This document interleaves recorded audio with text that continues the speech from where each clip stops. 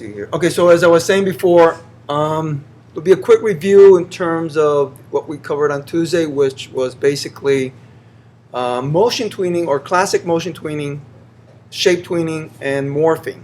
Let's see what else. So is there anything else that I need to make sure to cover?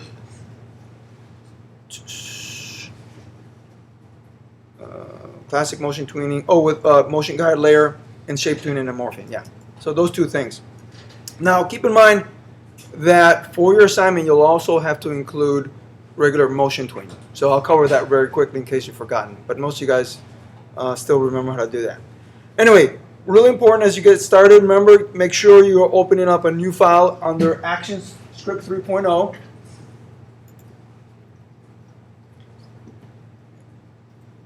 And basically, I'm going to make this stage a little larger. By 600.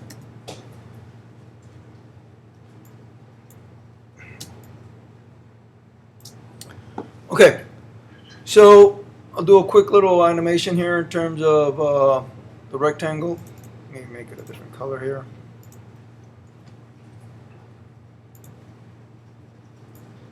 So here's this rectangle. I'm just going to make it go across. Remember, I have to select it, convert it to a symbol, so I can right mouse click, convert to symbol, name it, and for the most part we've been just using as graphic in terms of the type of graphic. So remember, we have movie clips, button, and graphic. We're going to cover next Tuesday movie clips and buttons, but for now we'll leave it as a graphic. So once it's converted, has the bounding box around it, the blue bounding box. Now, in order to animate it, the way we had originally learned was to just right mouse click on the keyframe. So now I have the keyframe there. I'm going to right mouse click, create motion tween. When I do that, it the automatic draws the tween span up to frame 24 because it's 24 frames per second. I'll make it a little longer. So right now I haven't animated anything. This is my playhead. When I tell you grab the playhead, this is what I'm talking about. So I move the playhead to the end of my tween span, then I'll click and drag to where I want it to end up. And you notice when I move my playhead back and forth, it's animated. When I test it out, Command Return creates a Swift file, and we see it animated. Now keep in mind that here the motion guide path, or the motion path is right here. We can alter this a little bit, in terms of how we want it to play out, right? So you notice that using the selection tool, I can alter that path. And there's other ways I showed you too, like if I move my playhead about frame 10, I can click and drag. Now notice this time it's a curve, and so on, and I can click and drag this way or that way, and I create curves because I've originally set it up as curves, right? Or originally I moved it, and now the motion path looks like a curve.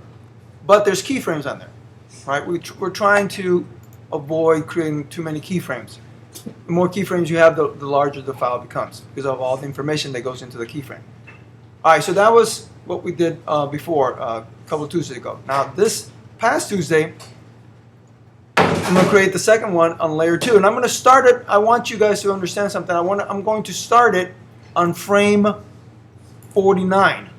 To do that, which I really didn't cover this past week, to do that though, in order to start on frame 49, not on top of that animation, I'm just going to insert a keyframe. So I'm going to right mouse click, insert keyframe. So now notice that my rectangle is gone because there's nothing there. It's an empty keyframe right now. But I'm going to go ahead on the second layer, draw. Now I will create the classic tween animation with the motion guide. So I'm going to create another object here, different color. Actually, let's not make it a rectangle. We'll make it ellipse tool. Again, I'm going to select it. I'm going to convert it to a symbol.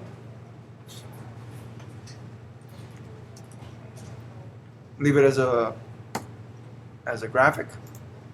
Now you'll notice the keyframe is filled in because there's something there, but I'm starting on frame 49. So now, in order to do this classic tween animation, I'm going to draw the path out. Well, first of all, before I draw it out, I need to do the animation. So I'm going to choose like frame 40 or 85. And this time, I'm going to insert a keyframe. Unlike the other time where I right mouse click and then select it, in terms of when I right mouse click and select it, create motion guide, I'm going to go to frame 85 and insert a keyframe. So I'm going to right mouse click in there, insert keyframe. So now I have a keyframe on frame 49 and a keyframe on frame 85. And you'll notice all grayed out. So when I move back and forth here, so here's the beginning, frame 1, go past frame 49, go to frame 50, it's just standing still because it's static. So to get the motion tween going, I'm going to right mouse click and select create classic tween, not create motion tween, but create classic tween. Once I do that, I have an arrow going through my tween span and it's the color purple. So this is blue and this is purple right here. Obviously, this is the motion tween and this is the classic tween. So now, if I move my playhead, notice nothing happens yet. I need to go to the last keyframe, which is this object here exists in that last keyframe. Then I'll go ahead and move it to, say, over here, for instance. Again, notice that it moves from where it was down to the bottom. But I wanted to make this circle go all over the place. So I'm going to draw a path for it to follow. Okay? So in this case, I'm going to select that layer, the layer where this is at. So I'm going to select the layer, right mouse click, and then I'm going to add classic motion guide. Okay, so now I added a new layer and notice this layer is indented. So you have the guide layer that it's working in conjunction with layer 2, which is where the classic motion tweening is going on, and it's indented, right? Now, if I start to draw on this layer, which is a layer, I want to make sure that this layer is selected. If I start to draw on this layer, what's going to happen is that it's going to fill in from frame 1 all the way to frame 85. I don't want it to do that. So in order to prevent from doing that, what I'm going to do is I'm going to select the keyframe right before where that animation starts, or actually right where it starts. And I'm going to insert a blank keyframe. So I'm going to right mouse click, insert blank keyframe. So now whenever I start drawing here, it'll start on frame 49. So now I'm going to use my pencil real quickly. I'm going to make sure I'm going to look it down at my options. If it's straighten, it's up to you. You could use straighten or smooth. I'm going to choose smooth. Then I'm just going to draw this path, whatever it is, type thing.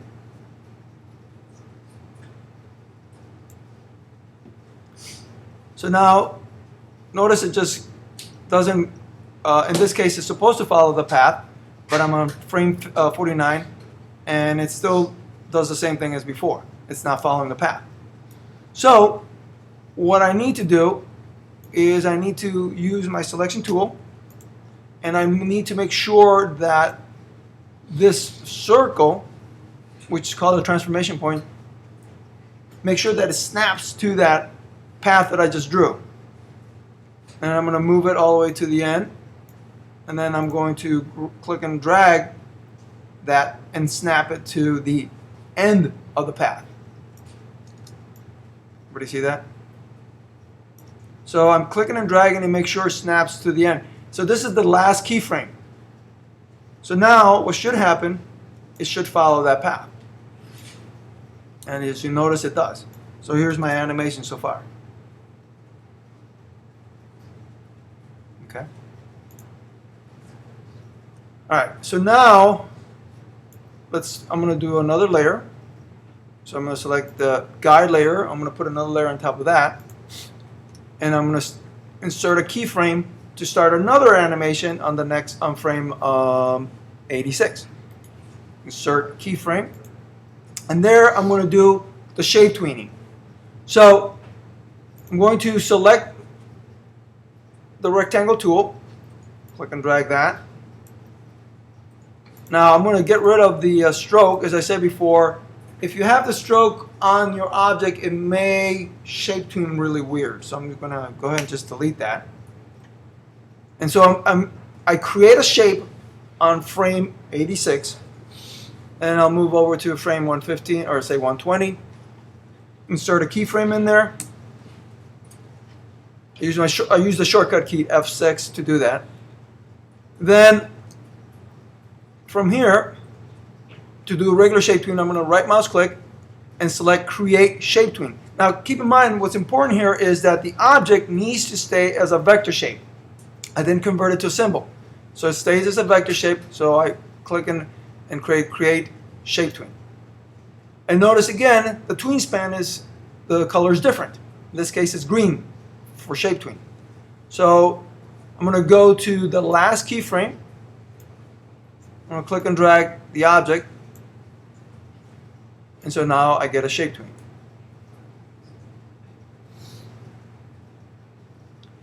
All right, one more. I'm going to go to the next top layer, create another layer, and insert a keyframe there. And this time I'm going to again draw a rectangle. I'm going to double click, get rid of that stroke. Now, as I'm moving down the timeline, I'm going to select another keyframe, another frame, insert a keyframe there. Oops. But actually I should insert, I could insert another keyframe and delete that and draw another shape. What I will do instead of that, I will insert a blank keyframe. Notice what it does, it draws from frame 120 all the way to frame 154, the same object, but on that one blank keyframe, doesn't just, there's nothing there, a blank keyframe. So there I will go ahead and choose an oval. I'm going to choose a different color. And then I'm going to create the oval right here. I'm going to delete the stroke on there.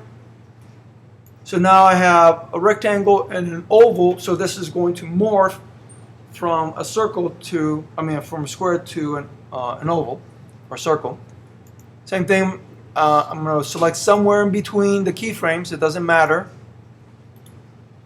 Create shape tween, and then we can see how it changes shape from 120 to frame 155. And notice not only changes shape, but I purposely picked a different color so you can also see that it also morphs the colors from one color to the other. So my animations would look something like that.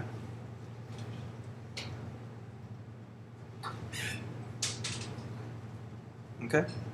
So I have a series of animations there, as you can see, and it's just another way to lay out your animation so they're not on top of each other, which is, that can work out fine depending on what you're trying to do.